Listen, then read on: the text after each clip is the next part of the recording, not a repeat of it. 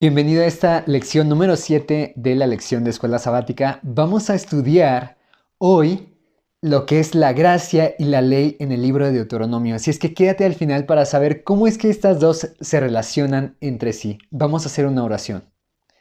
Señor Dios, gracias te damos por tu palabra. Te pido que tú nos ilumines a través de ella y que nos muestres tu voluntad. En el nombre de Cristo Jesús. Amén. Vamos a poner como clave dos versículos que nos van a ayudar a entender cómo se relaciona la gracia y la ley en este libro.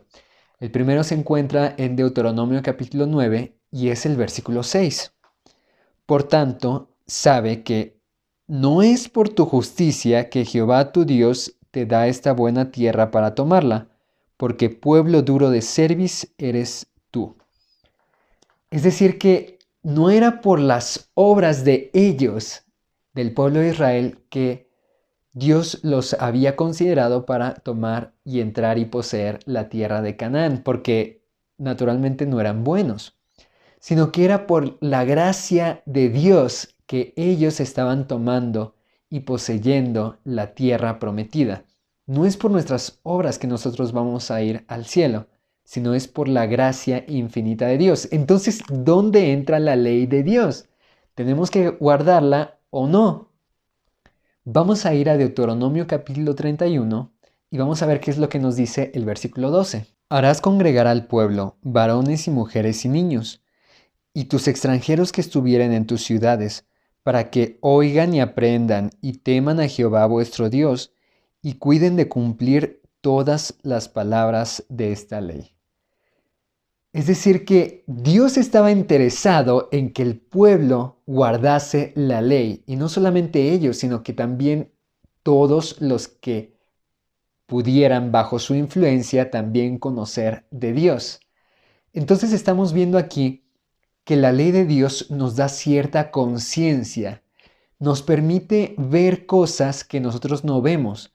En este caso nos da conciencia social. Es decir, cómo es que nosotros debemos de tratar a las personas que nos rodean, a las cuales conozcamos o a las cuales no conozcamos.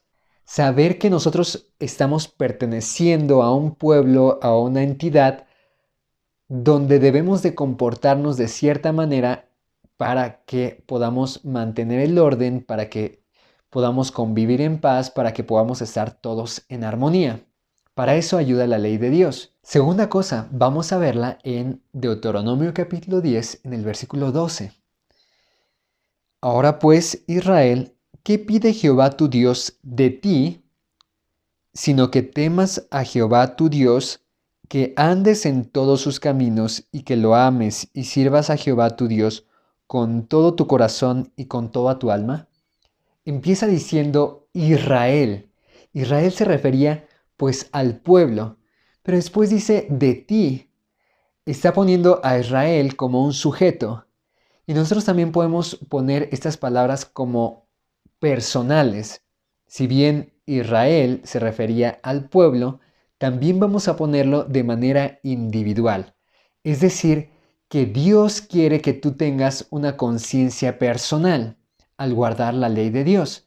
Es decir, ¿qué es lo que yo estoy haciendo bien en mi vida para que me vaya bien? ¿Qué tanto estoy haciendo yo la voluntad de Dios para que en mi vida diaria, en mi vida cotidiana, mientras hago mis actividades diarias, esté haciendo lo bueno delante de Dios y esté teniendo un beneficio propio? Ya vimos entonces la conciencia social, ya vimos entonces la conciencia personal. Ahora entonces vamos a ver la conciencia administrativa. Deuteronomio capítulo 17, versículos 18 y 19. Y cuando se siente sobre el trono de su reino, entonces escribirá para sí en un libro una copia de esta ley, del original que está al cuidado de los sacerdotes levitas, y lo tendrá consigo y leerá en él todos los días de su vida, para que aprenda a temer a Jehová su Dios, para guardar todas las palabras de esta ley y estos estatutos para ponerlos por obra. Y vamos a añadir el versículo 20 porque también está muy interesante. Para que no se eleve su corazón sobre sus hermanos, ni se aparte del mandamiento a diestra ni a siniestra, a fin de que prolongue sus días en su reino, él y sus hijos en medio de Israel. Para que no se eleve su corazón, es decir, que no se le suba, digamos.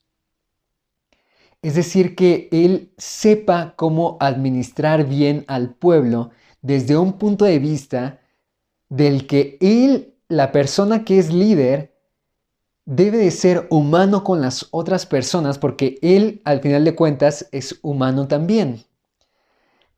La ley de Dios nos permite tener esa conciencia administrativa.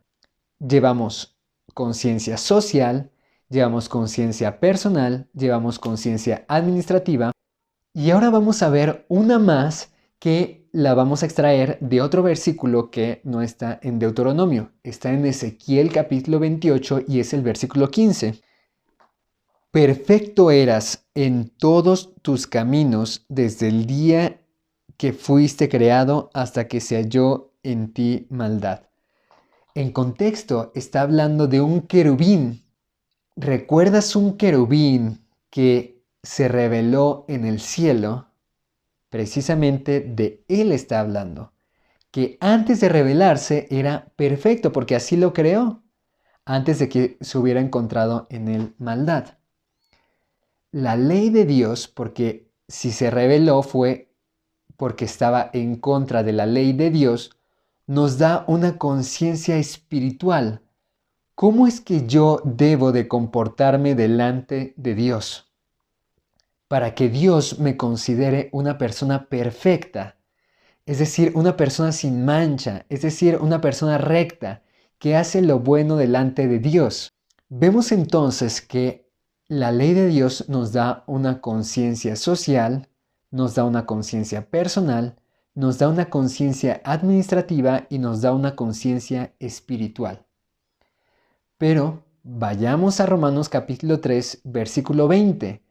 ¿Qué es lo que nos dice este versículo? Que nos va a hacer replantearnos si debemos de guardar la ley, aún con todo esto que hemos dicho, o no, ya que por las obras de la ley, ningún ser humano será justificado delante de él, porque por medio de la ley es el conocimiento del pecado.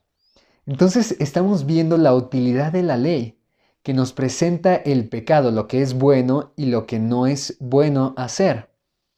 Dice que no seremos justificados por las obras de la ley. Es decir, que nosotros no vamos a ir por nuestra cuenta al cielo. Dios nos está regalando la salvación porque nosotros no la merecemos. Nadie puede decir que es tan bueno y tan perfecto que se merece el cielo. Aquí hemos visto otros conceptos que también se relacionan con estos que hemos estudiado el día de hoy.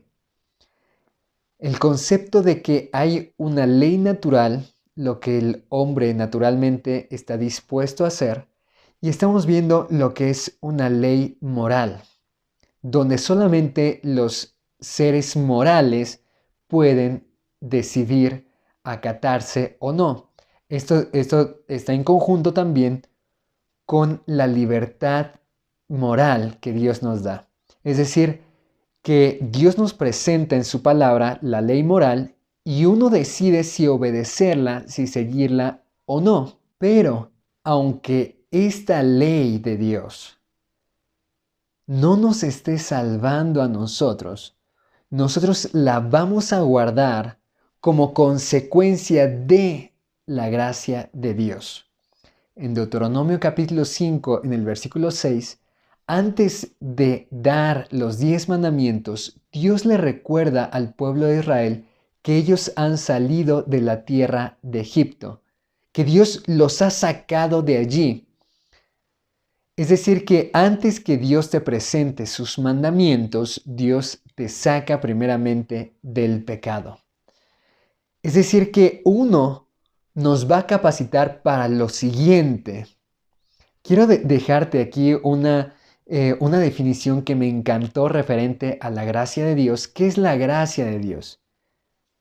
La gracia de Dios es la que al final de cuentas nos va a capacitar a nosotros para que nosotros podamos hacer lo que Dios quiere que nosotros hagamos. Antes de hacer buenas cosas, debemos de ser. Antes de hacer las obras de los salvos, debemos de ser salvo. Yo quiero preguntarte en esta tarde, ¿quieres tú empezar a hacer la voluntad de Dios? Si ese también es tu deseo, vamos a pedirle a Dios que nos capacite para que nosotros podamos hacer lo que Él quiere que nosotros hagamos. Señor Dios, te pido que tú nos capacites, que Padre, que nos des nuevamente tu gracia para que podamos guardar tus mandamientos. En el nombre de Cristo Jesús. Amén. Muy bien, un saludo muy grande y nos vemos, si Dios quiere, la próxima semana.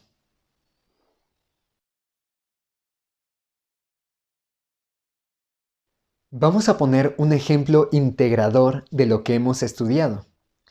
Resulta que hay un mandamiento que se ha vuelto tan controversial que las personas no quieren guardarlo.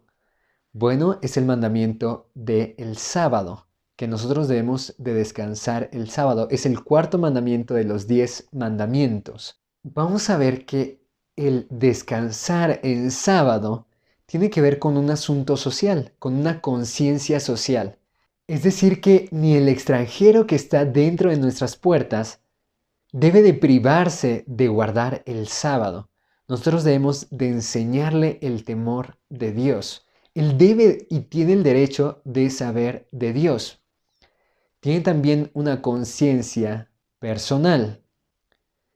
Es decir, que cuando yo descanso en sábado me estoy haciendo un bien personal. En muchos trabajos te dan días de asueto, es decir, días en los cuales no vas a ir al trabajo porque te lo están regalando o te están diciendo no tienes que trabajar en este día. Por ejemplo, algunos trabajan de domingo a viernes y les dan sábados y domingos.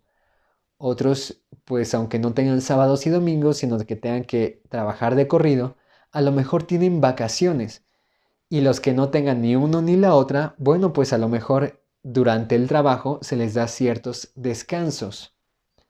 El descanso es importante para la salud. Por eso es que Dios nos pide que descansemos el día sábado. Tenemos también una conciencia administrativa. En el mismo mandamiento se dice que nosotros no vamos a hacer trabajar ni a nuestro buey ni a nuestro asno. Es decir, no vamos a hacer trabajar a otros. Tanto como nosotros necesitamos el descanso, ellos también lo necesitan. También tenemos una conciencia espiritual, porque no se trata solamente de dejar de trabajar, sino de conectarte tú con Dios en ese día, porque Dios ha apartado ese momento especial para ti. La pregunta es si tú quieres apartar ese momento especial para Dios. Dado que Dios nos ha hecho seres morales con libertad moral, Dios nos está invitando a que nosotros descansemos el sábado. No nos obliga, pero sí nos invita. Y la forma en que nosotros lo vamos a guardar es primeramente siendo salvos. Primeramente obteniendo la gracia de Dios. Es decir, pidiéndole a Dios que nos capacite para esta labor.